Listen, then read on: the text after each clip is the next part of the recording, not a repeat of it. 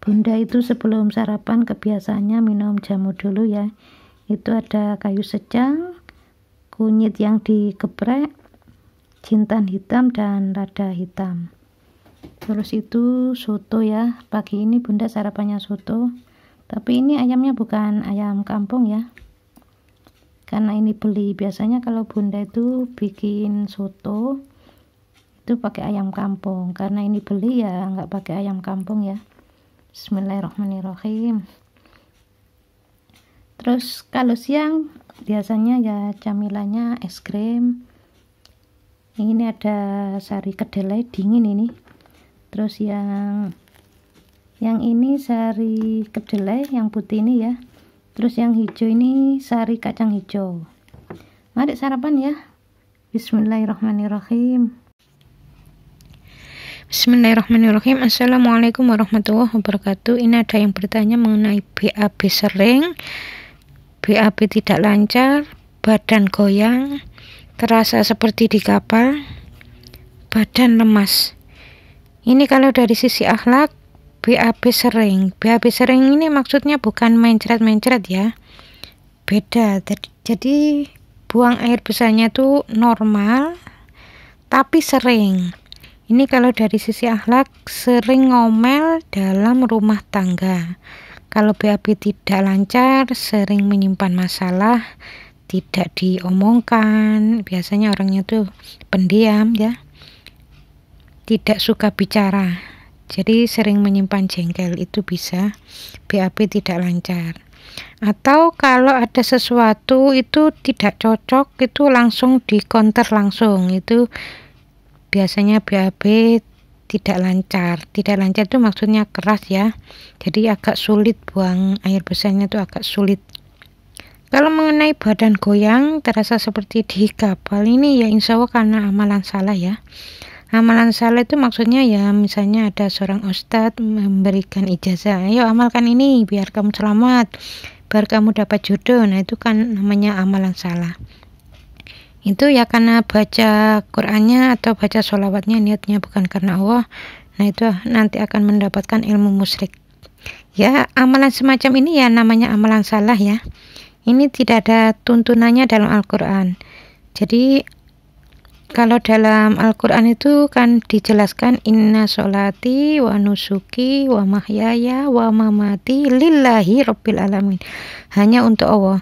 Jadi bukan untuk duniawi. Jadi misalnya baca Quran ya nyanyi lillahi ta'ala, jangan diniatkan duniawi. Kalau diniatkan duniawi ya nanti akan mengalami seperti ini. Jadi orang-orang yang mengalami badan terasa goyang ya nggak pusing, seperti enteng gitu, ringan, seperti mau jatuh, goyang, yaitu karena rata-rata ya memang orangnya ya punya amalan salah. Amalan salah itu ya contohnya ya misalnya puasa sampai 40 hari berturut-turut, puasa mutih lah istilahnya. Jadi serba putih, makannya nasi putih, lauknya itu ya pokoknya yang putih. Kalau memang itu telur ya telurnya bukan telur yang kuningnya ya, yang putihnya. Ya biasanya orang-orang yang mengalami seperti ini ya kalau dibawa ke dokter ya dokternya sendiri ya agak bingung ya, ini penyakit apa ini ya, kok dilihat nggak ada apa-apa. Setelah diperiksa, ibu ini sehat, mungkin kurang istirahat ya, biasanya dokter itu yang mengatakan seperti itu ya, dianggapnya kurang istirahat, banyak pikiran ya. Mudah-mudahan video ini ada manfaatnya ya. Kalau badan lemas itu karena ilmu, kalau badan goyang itu karena melakukan amalan salah. Jadi amalan salah itu amalan yang nggak ada tuntunannya. Misalnya puasa selama 60 hari berturut-turut, istilahnya puasa mutih ya, atau 40 hari berturut-turut. Nah ini kan nggak ada tuntunannya. Jadi kalau puasa seperti puasa Daud atau Senin Kemis itu kan ada tuntunannya. Jadi orang-orang yang melakukan amalan yang nggak ada tuntunannya, ini namanya amalan salah. Suatu saat akan diberi peringatan oleh Allah dengan badannya tuh goyang ya. Ini bukan pusing ya, beda. Kalau pusing itu kan di daerah kepala memang ada masalah ya, pusing beda, ini bukan pusing ya, badannya tuh lemas seperti mau jatuh gitu loh. Jadi goyang-goyang mau jatuh, walaupun orang itu gemuk. Karena pernah ada ya orang itu gemuk, ya sempoyongnya seperti mau jatuh, ya sama suaminya sama teman-temannya itu dipegangi. Setelah ditanya ya memang sering mengamalkan ilmu musyrik. Jadi mengamalkan ilmu musyrik itu badannya lemas, mengamalkan amalan salah itu badannya goyang. Kalau keduanya dilakukan ya badannya lemas, ya goyang, ya lemas. Jadi kebiasaan kan begini ya. Jadi kalau memang ada masalah, kebiasaan itu kan mendengar, difikirkan, saringannya itu agama kita, difahami, dikeluarkan, kan gitu. Ya rata-rata orang yang seperti itu jarang ya. Mendengar gak cocok sama ikut keluarkan, melihat gak cocok sama ikut keluarkan. Tapi ingat agama jadi panas ya, akhirnya ya dikeluarkan juga, marah juga. Ya rata-rata seperti itu. Jadi mengenai kanker lidah, ini ada yang bertanya mengenai kanker lidah. Kanker lidah ini gampang-gampang sulit ya. Apalagi kalau kanker lidah itu gara-garanya ya karena punya kesalahan terhadap orang tua, itu biasanya sangat sulit sembuh. Jadi penyakit itu akan muncul jika iman seseorang itu semakin baik.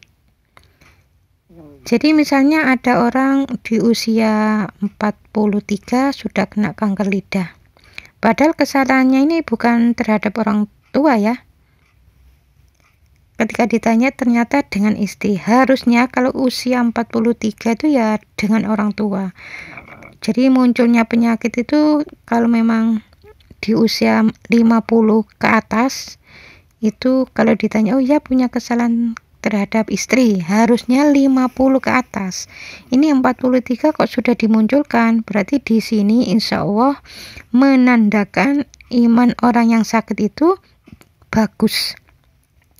Jadi itu cara Allah menyambut bahwa Allah itu sayang. Jadi agar orang itu ya secepatnya mohon ampun, bertobat, mohon ampun di titik kesalahannya. Jadi semakin bagus iman seseorang itu, semakin bagus, semakin cepat sakit. Maka sakit itu biasanya akan dimunculkan satu-satu. Habis sariawan ya tenggorokannya sakit, ya sakit gigi, macam-macam akan dimunculkan. Jadi kalau orang-orang yang imannya bagus semakin sering melakukan kesalahan ya semakin sering sakit. Tapi kalau imannya kurang bagus, biasanya melakukan kesalahan itu ya ditunda ya sampai beberapa tahun, atau bahkan kadang-kadang diletakkan di akhir hayatnya ya sekalian sama matinya. Jadi sakit mati ya, ada yang seperti itu.